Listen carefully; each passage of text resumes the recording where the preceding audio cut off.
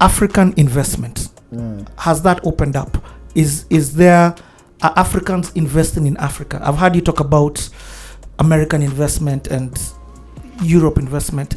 Are we improving, or does a young person starting a business, a fintech company, have to immediately start looking outside?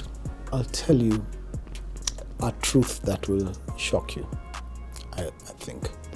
let me tell you, and then you decide whether you're getting shocked or not. I think Africans can be very diverse in their mannerisms and their loyalties and their patriotism. You will find some of the reasons the Nigerian narrative is really working globally is because the guys running some of the investment banks in New York are Nigerian second generation. Are you with me? I'm with you. They are second generation westernized, but they feel we have to do something for home. Yep. And therefore they link up with their brothers who are doing great things and they make it happen. I'm not tell you about Kenya. So we as Kenyans, I think, have a fundamental, I don't want to say Kenyans, Nigerians are unique in the way they look out for each other, and a few African countries are like that. You will find maybe even Egyptians behave like that, people from different parts of Africa, but Kenyans don't behave like that. We are not as loyal as far as, I'm in New York, I'm running an investment bank, I want to make something happen for Richard because he's a Kenyan. The Ubuntu. That Ubuntu-ness. Kenyans are like every man for themselves and God for us. I don't want to generalize. Yep. It's not fair, but I just want to tell you, in that world, what I've seen is there is a desire by a Nigerian working at JP Morgan or at Citibank to raise another Nigerian. It's not necessarily the case for us. So Africans investing in Africans is an interesting theory, but I can tell you African influences influencing African investments, it's happening.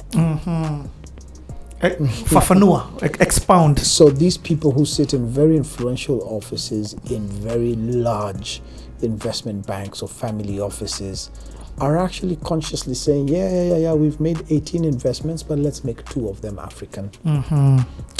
That's happening. Okay. Africans with money investing in Africans, it's happening. The scale, or rather, let me not say the scale, it may be happening a lot because of small investments, but the quantums we're talking about there are not significant. Okay.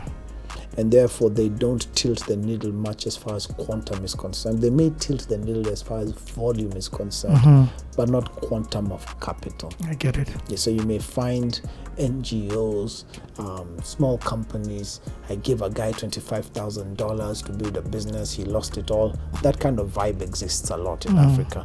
But we've put $10 million into Richard, and we believe in what he's building and where he's going. No. Okay. No. The people investing in those people are not Africans.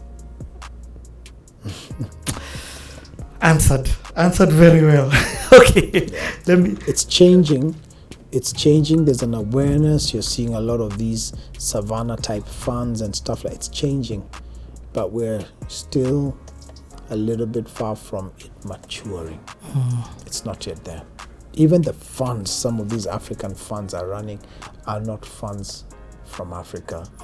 They are directed at Africa, but they're not necessarily from Africans. Yeah, which is fine. I mean, I guess that kind of money, people don't have it here.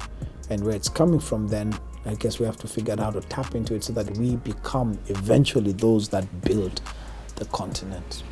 as the unicorns come, the unicorns then begin to invest back home. You create an ecosystem of philanthropists, investors, influencers, people that can convince. I mean, I saw Bill Gates at Dangote's daughter's wedding. He was sitting there. Why was Bill Gates sitting at Dangote's daughter's wedding? You think it's because Dangote has a nice name? It's because he's a billionaire. You can, so you go with him to the office and you pass by his office in Lagos. He's with Bill Gates and he says, Bill, you know what I'd like to do? I'd like to do 1, 2, 3. Bill says, that's a good idea. What do you think we should do? You don't get you don't get that kind of attention when you're not, and you don't get the influencer's attention when you yourself are not an influencer. So I think when you hear people like Strife Masiwa talk about what they're doing with Bill Gates or with Bill and, his ex-wife Melinda, it's because they're some of the top African philanthropists, and these people want to work with philanthropists. You talk about how will you get the ear of the Slim family to do something in Africa? How do you get the ear of the Catholic Relief Services to fund more of these younger youth startups and all? The right people need to be having the right conversation. So when the unicorns are there, if you go right now and you say you are the first unicorn out of Nigeria, you have someone's attention. Yep. Completely changes the attention. And what that does is posture. That we change this whole. There's not much talk of unicorns in America because there's so many. It's still there, but there's so many. But in Africa, oh man, this has to change. The Forbes list of Africa needs to start changing. It's in the same names for for a couple of years. Okay. Did you know there's no Kenyan actually on that list, is there? There's no Kenyan on the Forbes top 100. I would wonder whether one name needs to be added because there's one that I know should definitely be there. But we'll leave that for a different conversation. Yeah. Okay, so let me ask you this. You talked about fail quickly when you were speaking about entering a pioneer's market. I've got another question for you.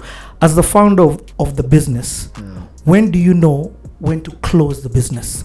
So for example, you've set up this business and like when is it like no, this is a bad idea, shut down?